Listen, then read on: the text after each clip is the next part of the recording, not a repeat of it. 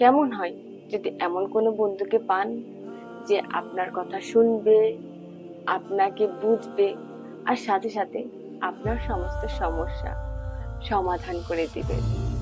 হুম তাহলে চলুন আজকে আমরা এমন এক বন্ধুর কথাই বলবো, তা হচ্ছে যে আল্লাহ রব্বুল আলামিন, যিনি সারা জাহানের রব, যিনির কাছে আমরা কোনো কিছু চাইলে তিনি আমাদেরকে খালি হাতে ফেরান না।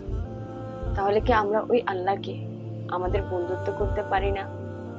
দুনিয়ার যারা বন্ধু হিসেবে আমাদেরকে বলে, তারা কতটা আমাদের জন্য হাজির থাকে, কতটাই আমাদেরকে সাহায্য করতে পারে, বা কতটাই আমাদের জন্য এভেলেবেল থাকে, বা কতটাই আমাদের জন্য এক সন্তান লাভের দোয়া বা আমরা বা তাদের এজ এ ফ্রেন্ড কতটাই পারি আমার পালনকর্তা পারি না। আমাকে নির্কার তো আমরা আলটিমেটলি চেষ্টা করবো যে আল্লাহকে বন্ধু বানানোর জন্য।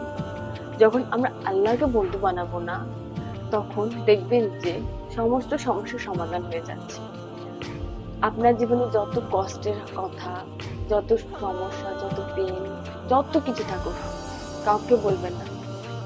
আমাদের না টিচার একটা কথা বলতো যে কইও না কথা বন্ধুর কাছে, বন্ধুরও বন্ধু আছে। এটা অ্যাকচুয়ালি আমাদের আঞ্চলিক ভাষায়, যেটা আমি আপনাদেরকে শুদ্ধ ভাষা বলছি যে কথা কখনো বন্ধুর কাছে বলবেন না, কারণ বন্ধুরও কিন্তু বন্ধু আছে কথাগুলো জানার জন্য। এভাবে না কখনো কখনো পুরো ক্লাসরুম জেনে যায়, বা আগে পরে জীবনে কোনো না কোনো মুহূর্তে ওই কথাগুলো আপনার সামনে অতীত হিসেবে চলে আসে।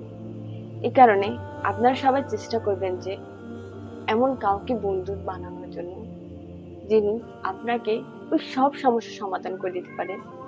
আপনি যা চান তার থেকে 3-4 গুণ বেশি আপনাকে আদায় করতে পারেন, বা এর থেকে বেশি আদায় করতে পারেন। তাহলে আমাদের আলটিমেট গোল এটা হয়ে যায় যে আমরা আল্লাহকে বন্ধুত্ব বানাবো।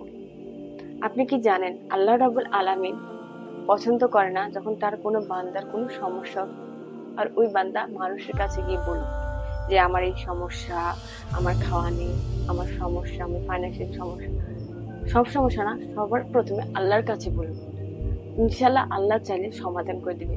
তাহলে আমরা সবাই চেষ্টা করবো যে আল্লাহ রাব্বুল আলামিনকে নিজের বন্ধু বানিয়ে নিতে।